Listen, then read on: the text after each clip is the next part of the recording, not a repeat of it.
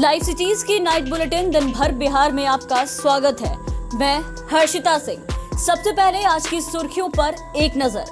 RJD के एक तरफा निर्णय से महागठबंधन में टूट के संकेत। बिहार उपचुनाव में दोनों सीटों पर लड़ेगा राजद। आरजेडी के फैसले से कांग्रेस नाराज, कहा गठबंधन धर्म का पालन नहीं हुआ। तेज प्रताप यादव के बंधक बनाने वाले आरोप पर तेजस्वी ने दी सफाई। हेल्थ सिस्टम को लेकर तेजस्वी यादव ने बिहार सरकार पर बोला हमला। 4 अक्टूबर को मधेपुरा कोर्ट में फिर पेश होंगे पप्पू यादव। रामविलास की पुण्यतिथि मनाएंगे पशुपति कुमार पारस। श्रद्धांजलि सभा में नीतीश तेजस्वी को भी बुलाएंगे। आईपीएस की गाली से आहत इंस्पेक्टर ने खोला मोर्चा। सीतामढ़ी में पुलिस पर हंगामा, मामले में मुखिया समेत 17 लोग गिरफ्तार। वैशाली पंचायत चुनाव में हार नहीं हुआ बर्दाश्त तो कर दिया एसिड अटैक। और बिहार में अगले 72 घंटे तक एक्टिव रहेगा मॉनसून। अब खबरें विस्तार से। बिहार में 2 सीटों पर होने वाले उपचुनाव को लेकर महागठबंधन में टूट के संकेत हैं। आरजेडी तारापुर और कुशेश्वर स्थान दोनों जगहों पर अपने उम्मीदवार उतारेगा। इसकी घोषणा आरजेडी के प्रेस कॉन्फ्रेंस में प्रदेश अध्यक्ष जगदानंद सिंह ने किया। तारापुर से अरुण शाह और कुशेश्वर स्थान से गणेश भारती को उम्मीदवार बनाया गया है। बताया जाता है कि दोनों सीटों पर लड़ने का फैसला आरजेडी सुप्रीमो लालू प्रसाद यादव की मर्जी से हुआ है। बताया ये भी जाता है कि आरजेडी की मंशा को कांग्रेस ने पहले ही भांप ली थी। इसके बाद ही कांग्रेस के नेता आरजेडी की प्रेस कॉन्फ्रेंस में नहीं जाने का फैसला लिया। राजद के 2 उम्मीदवारों की घोषणा के बाद महागठबंधन में दरार पड़ती दिख रही है। अब कांग्रेस ने भी घोषणा कर दी है कि वो भी दोनों सीटों पर चुनाव लड़ेगा। कुशेश्वर स्थान के लिए प्रत्याशी तय कर लिए गए हैं। दूसरी सीट पर जल्द ही फैसला होगा।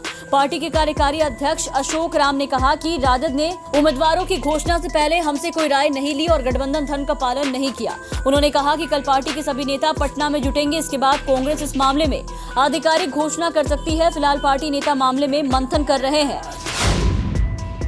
बिहार में राजद के अंदर लालू यादव के दोनों बेटों के बीच बयानों की राजनीति खत्म होने का नाम नहीं ले रही है। लालू के बड़े बेटे तेज प्रताप के पिता को दिल्ली में बंधक बना लेने वाले बयान पर अब उनके छोटे भाई तेजस्वी यादव ने भी प्रतिक्रिया दी है। तेजस्वी ने कहा कि लालू यादव ही वो मुख्यमंत्री हैं जिन्होंने लालकृष्ण आडवाणी को गिरफ्तार करवाया था। वो केंद्र में मंत्री रहे। देश के 2 पीएम बनाने में उनका प्रमुख योगदान रहा। उनको बंधक बनाने जैसा बयान उनके व्यक्तित्व से मेल नहीं खाता। इससे पहले तेज प्रताप यादव ने कहा था कि दिल्ली में उनके पिता को कुछ लोगों ने बंधक बना लिया है। वो नहीं चाहते कि लालू यादव बिहार आए। बिहार में स्वास्थ्य व्यवस्था को लेकर बिहार नेता प्रतिपक्ष के नेता तेजस्वी यादव ने आज डॉक्टरों को संबोधित किया। इस दौरान उन्होंने बिहार में स्वास्थ्य सेवा को लेकर नीतीश सरकार पर हमला बोला। डॉक्टरों को संबोधित करते हुए तेजस्वी यादव ने कहा कि बाहर में डॉक्टरों, नर्सों और स्वास्थ्य कर्मचारियों को बड़े पैमाने पर भर्ती करने की जरूरत है। स्वास्थ्य को लेकर उन्होंने बिहार सरकार पर हमला बोलते हुए कहा कि सरकार हेल्थ सिस्टम में कोई सुधार नहीं कर रही। उन्होंने कहा कि WHO की रिपोर्ट के अनुसार बिहार में बहुत ज्यादा डॉक्टरों की नियुक्ति की जरूरत है। वहीं उन्होंने ये भी कहा कि सरकार समाज की आधारभूत जरूरत को भी पूरा नहीं कर पा रही।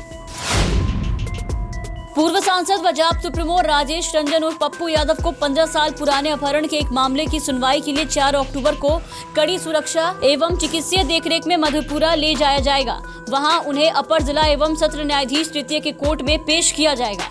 बता दें कि अपहरण के मामले में न्यायिक हिरासत में भेजे जाने के बाद तबियत बिगड़ने पर ही यादव का इलाज DMCH के मेडिसिन ICU में चल रहा है।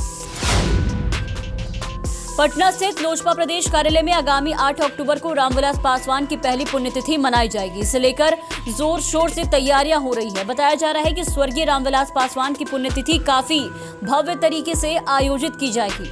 केंद्रीय मंत्री पशुपति पारस ने कहा कि मैं राज्यपाल CM नीतीश कुमार, नेता प्रतिपक्ष तेजस्वी यादव के साथ सभी राजनीतिक दलों के नेताओं से अपील करता हूं कि आगामी 8 अक्टूबर को रामविलास पासवान की पुण्यतिथि में जरूर आए।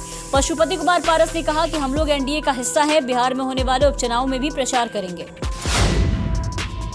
बिहार में एक आईपीएस और इंस्पेक्टर के बीच आत्मसम्मान की लड़ाई छिड़ गई है। आईपीएस दीपक वर्णवाल पर उनके ही विभाग के इंस्पेक्टर अजय कुमार सिंह ने गाली देने का आरोप लगाया। उन्होंने इस मामले में एक पत्र भी लिखा है जो काफी चर्चा में है।